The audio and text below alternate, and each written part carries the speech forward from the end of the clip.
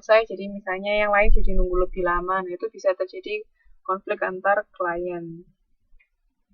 Atau misalnya yaitu karena lagi banyak pelanggan, misalnya nggak ada sistem antrian yang jelas, misalnya yang ternyata yang datang terakhir didahulukan, nah itu kan bisa jadi konflik. Itu konflik-konflik yang timbul si karyawan. Di situ, nah nih, strategi penyampaian kualitas jasa melalui karyawan. Pekerjakan karyawan pada tugas yang tepat, itu benar. Jadi, diusahakan sesuai dengan ahlinya. Jangan sampai misalnya dia ahlinya misalnya membersihkan ruangan. Kan kalau hotel itu kan walaupun cuman betulin atau membersihkan kamar itu dia harus ahli dalam bidang itu. Jangan sampai dia ahlinya itu ditaruh di bagian dapur, disuruh masak lah, ya enggak karuan nanti. Masakannya jadi macam apa coba kalau yang nggak ahli ditaruh di bagian situ. Atau misalnya koki tapi disuruh bagian cleaning service, bersih-bersih kamar hotel. Nah, jadi apa coba? Tambah nggak bersih semua, tatanannya nggak rapi. Kan kalau di hotel kan harus bener-bener yang rapi, tatanannya debu kayak gimana pun kok bisa nggak ada seperti itu kan harus punya skill masing-masing. Jadi makanya karyawan harus ditugaskan pada tugas yang tepat sesuai keahliannya. Terus kembangkan karyawan untuk menyampaikan jasa berkualitas, itu ada training misalnya setiap berapa 6 bulan sekali atau apa, atau karyawan baru di training. Nah itu kan untuk pengembangan skillnya karyawan sama memberikan sistem pendukung yang diperlukan karyawan. Pokoknya intinya perusahaan harus bisa melayani karyawan dengan baik ya. Itu peran karyawan dalam penyajian jasa. Nah, sekarang peran pelanggan dalam penyajian jasa. Pelanggan sebagai sumber daya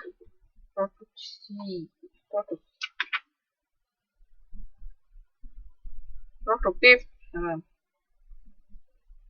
jadi kan karena jasa itu juga ada peran dari konsumen, ya kan? Konsumen juga ikut andil, makanya dia sebagai sumber daya yang produktif. Andai kata konsumennya nggak bisa diajak kerjasama, ya jasa yang disampaikan itu nggak akan baik. Terus pelanggan sebagai kontributor untuk kualitas jasa dan kepuasan, itu tadi sama. Terus pelanggan sebagai pesaing. Kira-kira ada yang tahu nggak contohnya seperti apa?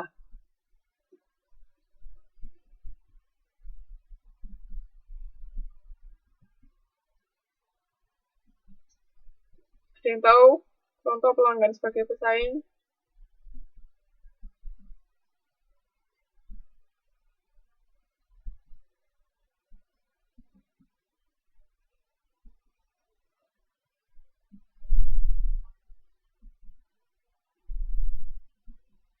Gimana? Halo? Masih bisa dengar saya? Ada yang tahu contohnya pelanggan sebagai pesaing itu seperti apa?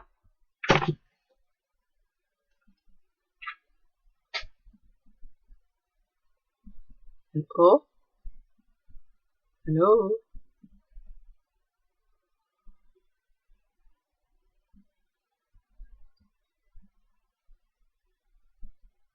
Pelanggan sebagai pesaing itu maksudnya gimana? Terus contohnya seperti apa?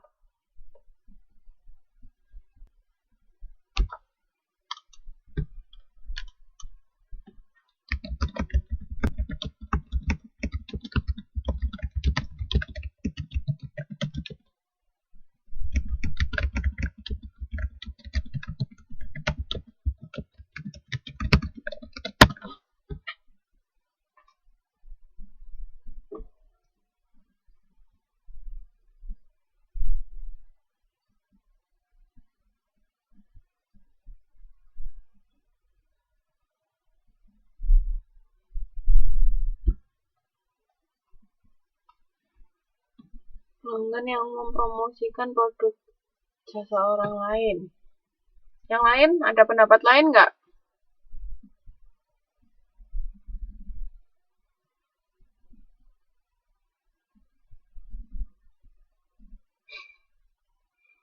Musuh dalam selimut. Ada yang mau berpendapat lagi?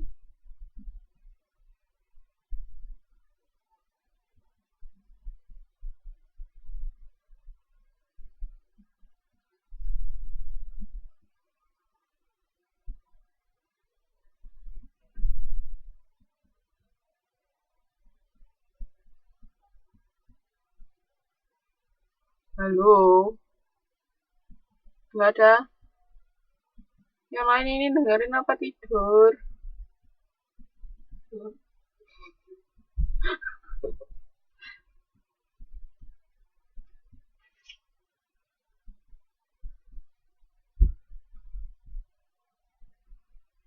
Karena perusahaan akan melihat kinerja karyawan dari kepuasan pelanggan. No. Masih kurang. Yang lain, ada lagi yang mau berpendapat?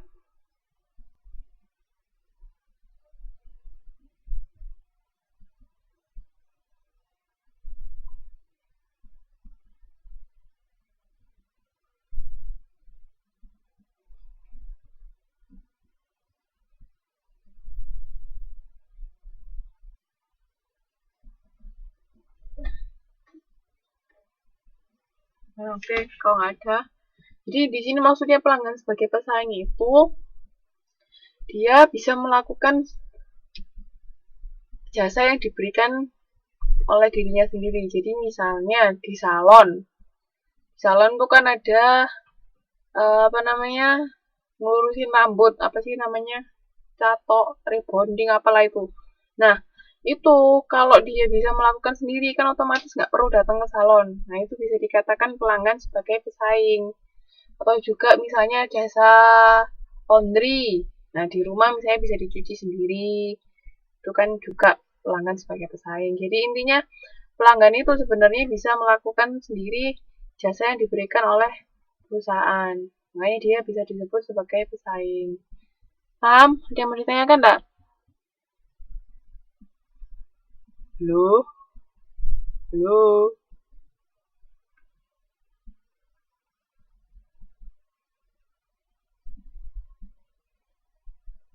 Belum ngeh. Jadi gini loh, kan kalau kita jasa itu kan ada yang bisa dilakukan sendiri sebenarnya sama konsumen. Ya kayak tadi di salon, kayak misalnya rebonding atau potong rambut deh. Misalnya dia bisa melakukan hal itu sendiri, nggak perlu datang ke salon, jadi itu dia dinamakan pesaing karena dia bisa melakukan hal itu sendiri. Kan otomatis kalau dia bisa melakukan hal itu sendiri, dia kan nggak perlu datang ke salon. Atau kayak laundry juga, yang pokoknya yang bisa dilakukan sendiri oleh pelanggan itu pada saat dia melakukan hal tersebut dia bisa dinamakan sebagai pesaingnya perusahaan. Paham, Mbak?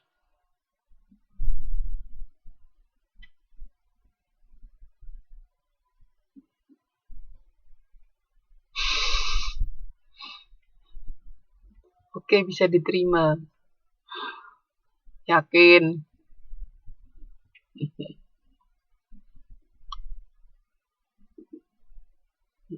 Nah, itu berarti Mas Mas Fendi ini bisa dikatakan jadi pesaingnya salon. Dia bisa potong rambut sendiri. Ya.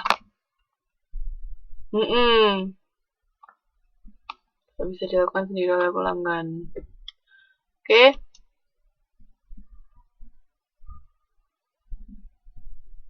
Nah kan sebenarnya jasa itu gampang kok. Bisa, iya, Mbak. Bisa apa ya? Kita sebenarnya bisa ngalaminnya sendiri atau kayak gini pelanggan sebagai pesaing. Buktinya Mas Fendi bisa juga melakukannya.